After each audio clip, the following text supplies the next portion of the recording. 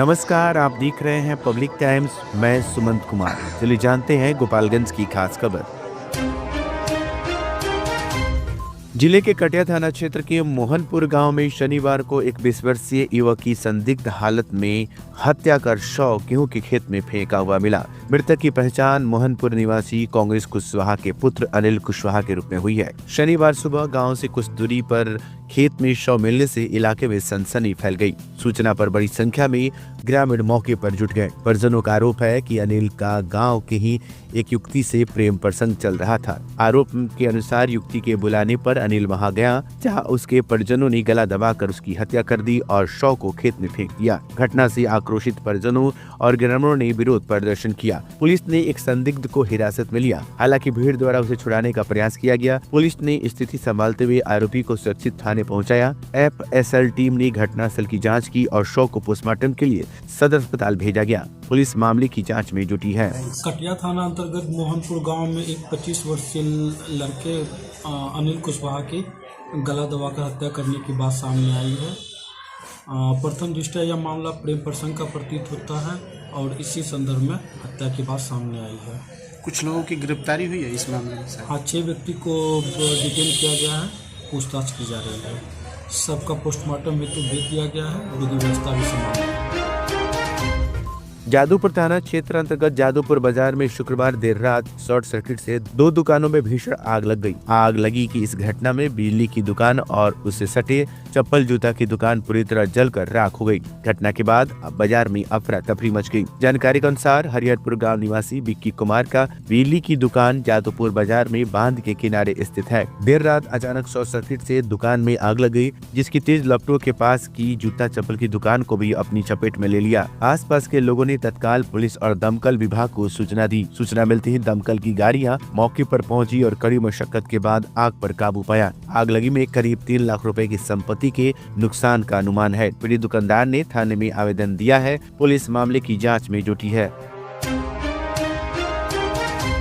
कुचायकोट थाना क्षेत्र के खैरटवा गांव में शनिवार को आपसी रंजिश के चलते एक युवक पर चाकू से जानलेवा हमला किया गया। हमलावरों ने युवक को घर से बुलाकर उसके शरीर पर करीब 4 जगह चाकू से वार किया, जिससे वह गंभीर रूप से घायल हो गया। घटना के बाद गांव में अफरा तफरी का माहौल बन गया। जानकारी के अनुसार खैरटवा गांव निवासी नीतीश कुमार का गांव के ही कुछ युवकों से पूर्व में विवाद चल रहा था। शनिवार को आरोपित युवकों ने उसे घर से बाहर बुलाया और गाली गलौज के बाद अचानक चाकू से हमला कर दिया। गंभीर रूप से घायल नीतीश कुमार को परिजनों की मदद से कुचायकोट सामुदायिक स्वास्थ्य केंद्र में भर्ती कराया गया, जहाँ प्राथमिक उपचार के बाद चिकित्सकों ने उसकी नाजुक हालत को देखते हुए सदर अस्पताल रेफर कर दिया। सूचना मिलने पर पुलिस मौके पर पहुंची और मामले की जांच शुरू की। पुलिस ने घायल युवक का बयान दर्ज कर आरोपितों की गिरफ्तारी के लिए छापेमारी अभियान शुरू कर दिया है। कुचायकोट थाना अध्यक्ष दर्पण सुमन ने बताया कि प्राथमिकी दर्ज करने की प्रक्रिया जारी है और जल्द ही आरोपितों को गिरफ्तार किया जाएगा।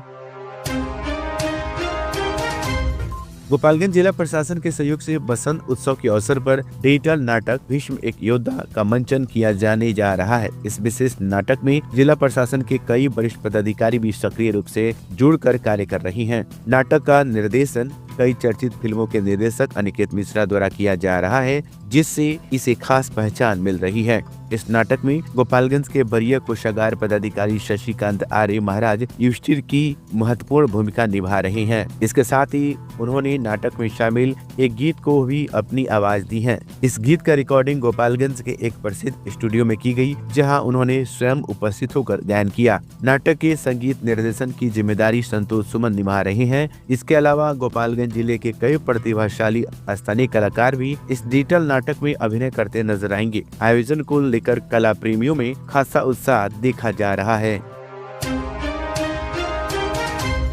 शहर के बंजारी रोड स्थित पुलिस लाइन परिसर में शनिवार को Bihar police men's association Gopalganj शाखा का चुनाव शांतिपूर्ण माहौल में संपन्न हुआ। इस चुनाव में अध्यक्ष सहित कुल 8 पदों के लिए नामांकन प्रक्रिया पूरी कराई गई। निर्धारित तिथि पर सभी प्रत्याशियों ने नामांकन दाखिल किया, जिसके बाद निर्वाचन पदाधिकारियों द्वारा नामांकन पत्रों की जाँच की गयी। जाँच में सभी नामांकन वैध पाए गए और प्रत्येक पद पर एक उम्मीदवार होने के कारण सभी को निर्विरोध निर्वाचित घोषित किया गया। चुनाव प्रक्रिया की निगरानी के लिए पटना पटना से प्रदेश उपाध्यक्ष सह पर्यवेक्षक भरत प्रसाद यादव और सहायक महामंत्री सह पर्यवेक्षक सुबोध कुमार उपस्थित रहे। मुख्य चुनाव पदाधिकारी सीमांत जिले के पुलिस मेंस एसोसिएशन व अध्यक्ष मुन्ना कुमार यादव ने चुनावी औपचारिकताएं पूरी कराई। अध्यक्ष पद पर पंचम कुमार, सचिव अनिल पासवान, कोषाध्यक्ष शिशुपाल कुमार चुने गए। उपाध्यक्ष पद पर अमित रंजन व गुड्डू कुमार, संयुक्त मंत्री मुकेश कुमार सिंह, केंद्रीय सदस्य अमर बैठा और अंकेक्षण राजेश कुमार सिंह निर्विरोध निर्वाचित किए गए। नवनिर्वाचित पदाधिकारियों ने पुलिसकर्मियों की समस्याओं को मजबूती से उठाने का संकल्प लिया।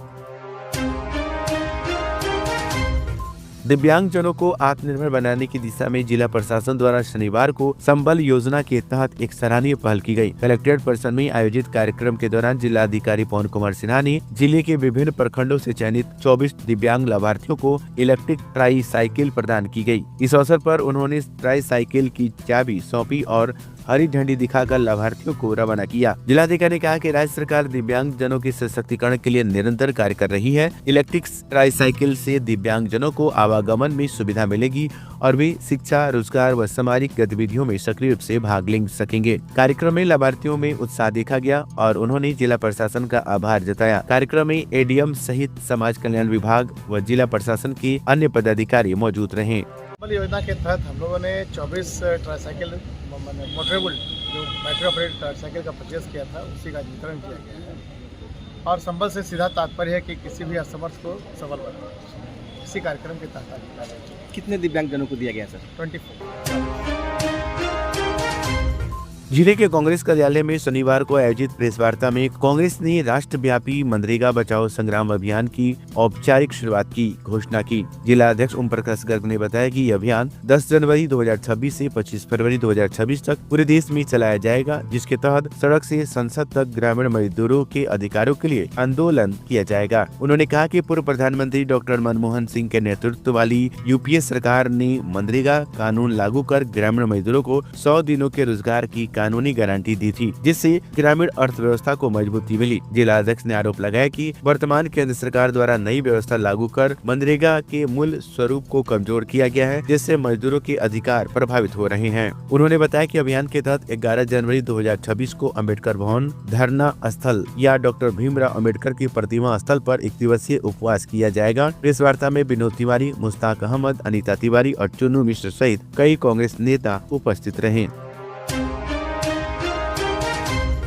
जिला विधिक सेवा प्राधिकार गोपालगंज के तत्वाधान में रविवार को मंडल कारा चनावे में कैदियों के लिए विधिक जागरूकता कार्यक्रम का आयोजन किया गया। कार्यक्रम में प्ली बार्गेनिंग एवं कंपाउंडिंग ऑफ ऑफेंस विषय पर विस्तृत जानकारी दी गई। पैनल अधिवक्ता रंजन कुमार श्रीवास्तव ने प्ली बार्गेनिंग की प्रक्रिया, इसके लाभ हानि, सीआरपीसी की धारा 265A तथा कंपाउंडेबल अपराधों के बारे में कैदियों को समझाया। उन्होंने बताया कि जिन कैदियों के पास अधिवक्ता नहीं है या जो निजी वकील रखने में असमर्थ है, वे मंडल कारा स्थित लीगल एंड क्लिनिक में आवेदन देकर निःशुल्क विधिक सहायता प्राप्त कर सकते हैं। कार्यक्रम में कारा प्रशासन के पदाधिकारी एवं कर्मचारी भी उपस्थित रहे।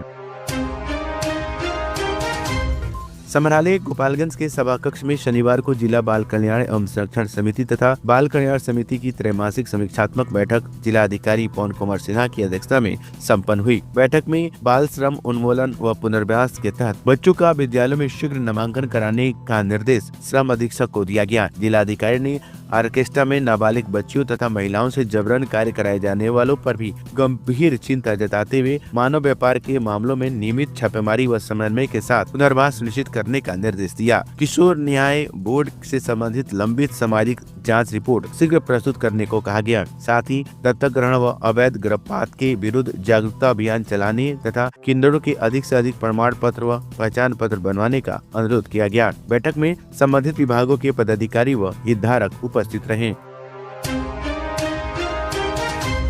तो ये थी गोपालगंज की खास खबर। आपका दिन शुभ हो। धन्यवाद।